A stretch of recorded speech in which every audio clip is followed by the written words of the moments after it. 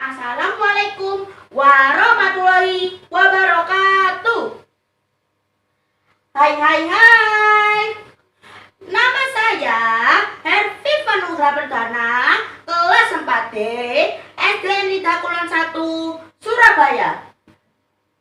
Teman-teman, tahukah kalian di mana letak Danau Toba?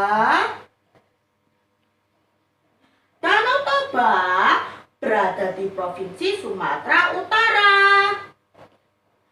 Ada yang pernah ke sana? Danau Toba adalah danau terbesar di Indonesia. Danau Toba juga ada asal-usulnya loh. Saya akan menceritakan legenda Danau Toba karangan Maulana Ar-Rasyid. Konon ada seorang pemuda yang bernama Toba. Toba adalah seorang yatim piatu. Toba bekerja di ladang. Biasanya setelah bekerja di ladang, ia akan pergi memancing ke danau. Biasanya sore itu setelah bekerja di ladang, ia berjalan menuju danau untuk memancing ikan. Tak beberapa lama setelah umpannya dimasukkan ke dalam air, umpannya pun disambar oleh ikan yang besar. Toba pun senang. Toba pun lalu berjalan pulang sambil menenteng ikan hasil tangkapannya. Di tengah perjalanan, Toba membayangkan betapa lezatnya ikan ini jika dimakan. Setelah sampai di dapur, Toba ingin menyalakan api. Namun, kayu bakarnya telah habis. Toba pun bergegas menuju lorong rumahnya untuk mengambil kayu bakar. Setelah mengambil kayu bakar, Toba pun menyalakan api. Setelah menyalakan api, Toba pun menghampiri wadah di mana ia meletakkan ikan tangkapannya. Hah? Toba terkejut karena ikan hasil tangkapannya sudah tidak ada dan hanya ada koin-koin emas. Toba pun heran dan sedikit takut. Toba pun lalu meninggalkan dapur dan menuju kamarnya. Tak habis rasa terkejutnya, Toba kembali dibuat rasa terkejut. Hah? Karena melihat seorang gadis cantik yang duduk di kamarnya. Tak lama setelah berkenalan, Toba pun memutuskan untuk menikahi gadis tersebut. Tak beberapa lama itu pula, istri Toba pun mengandung dan melahirkan anak laki-laki yang tampan, yang diberi nama Samosir. Samosir tumbuh dengan tabiat pemalas karena ibunya selalu memanjakannya.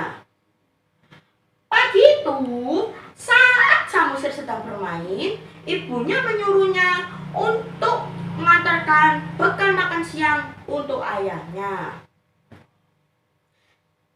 Samosir tidak mau, tetapi setelah dibujuk ibunya, akhirnya Samosir mau, walaupun dengan setengah hati. Di tengah perjalanan, Samosir bertemu dengan kawan-kawannya lagi. Samosir pun melanjutkan permainannya dengan kawan-kawannya. Hingga ia merasa lapar dan memakan sebagian bekal makan siang ayahnya dan hanya disisakan sedikit. Sementara itu, Toba yang berada di ladang sudah kelaparan karena dari pagi ia belum makan. Tak lama setelah itu, Samosir pun datang. Toba pun langsung membuka dan Toba terkejut karena bekal makan siangnya hanya tinggal sedikit. Toba pun marah dan mengumpat Samosir.